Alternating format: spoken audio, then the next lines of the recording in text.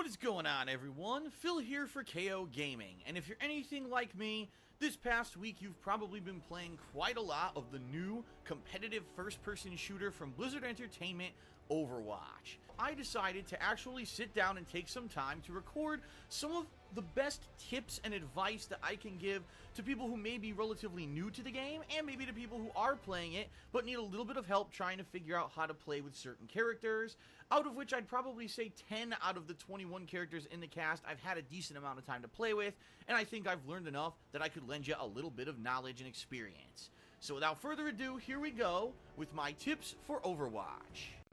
First off, the biggest, most major piece of advice that I can give to anyone jumping into Overwatch from the get-go is to understand this is not Call of Duty or Halo. This is not at its core a run-and-gun first-person shooter where you're going to be running off and doing things solo and going all Rambo and gung-ho.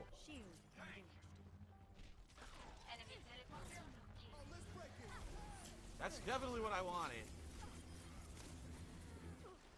Great.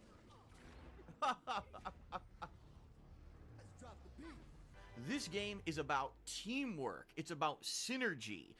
My team is so bad they're not using the teleporter. They suck shit. In fact, on the character selection screen, when you're selecting your character, it'll actually give you little pop-up notices stating if your team currently needs more damage to be dealt or if it needs a more assault or healer, so that way you know how to actually balance your team as you're going into an online match.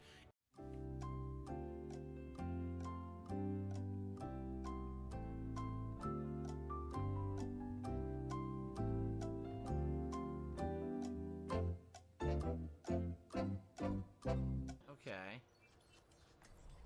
What the hell? Just pick May for the hell of it. Now, of course, what that goes hand in hand with is the fact that there are 4 different playable classes in Overwatch.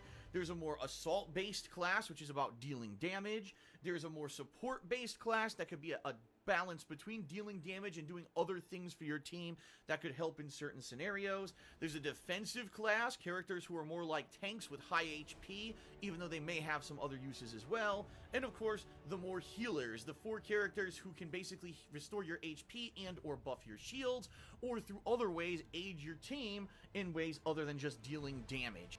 Let's get a little bit more specific and start talking about the individual classes. First, with the Assault class. If you've played other run-and-gun shooters a la Call of Duty, and you want something a little bit more familiar to you before you might jump into the more varied characters of Overwatch, Soldier 76 is going to be your best bet. He really is kind of like a classic-style military character, having an assault rifle that's good at even close and far range. He also has a little cluster missile, which you can fire from time to time to deal a big chunk of damage. He also has a little cluster missile. And his ability to run at double speed of most other characters is great. He's very maneuverable and also has decent damage from any range. By far, his best ability is his ultimate, by which he can automatically lock on to anything in his field of vision and just fire away. You don't even have to be pointing at the characters, you will be hitting them no matter what, and this is great. It basically turns Soldier 76 into a one-man army that can take out multiple people at once. So again, an easy character to jump in and learn from the get-go.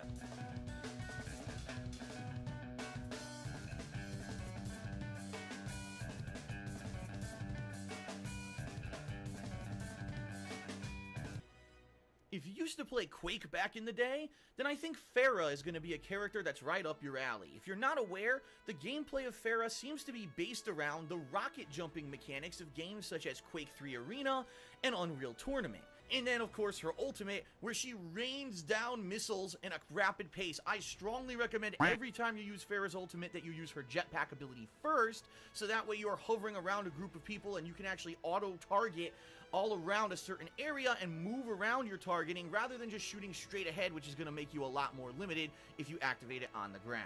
Out of all the assault classes, I actually like Tracer the best. Now, she's the character you've seen all over the promotional artwork and the advertisements for Overwatch, and she really is refreshing because she's a totally new style of first-person shooter character based around maneuverability. Now, her other ability is Rewind, which is incredibly unique.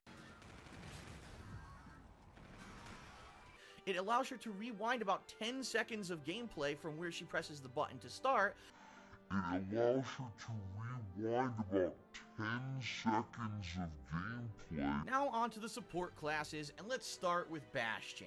Probably going to do a lot of successful killing with him until people find ways around him, but he's a pretty cool character. Now, one support character that's pretty unique is Mei. She relies solely on her capability to use ice.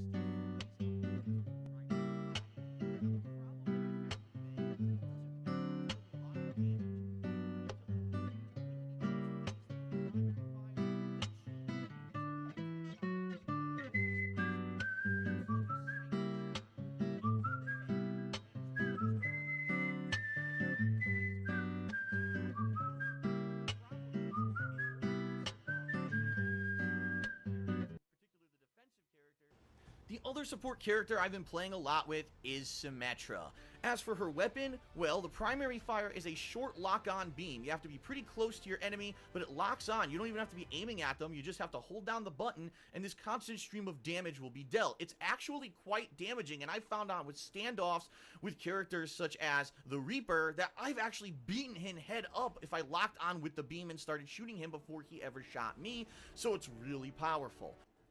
Well, that's about all that I've gotten for you right now. I've only played the game for a few sessions during the beta that happened early in May, and I've played it about 3 or 4 sessions this launch week. I do plan on playing more Overwatch in the future, especially when the new characters are released, and I will be also kind of giving my take on the new characters and DLC maps and such in the future. I hope that this video is enough to at least help you out, again, whether you're a beginner or someone who's jumping into Overwatch and trying to absorb as much as you can. And let me know in the comments if you found this video useful. If you did, I may make more tutorial and tip style videos like this in the future. Thanks a lot for watching, everyone. I hope that you enjoyed this video, and if you did, please consider giving it a like here on YouTube. Also, be sure to check the video description, where I have several links, the first of which will actually lead you straight to my playlist of gameplay from launch week, so you can watch all of my raw matchups and see all the stuff that happened to me firsthand if you'd like. In addition, please check out the Amazon Associate link, as well as my Patreon link, which is patreon.com/Darksydephil. Thanks a lot for watching, and I'll see you later with more on KOGaming.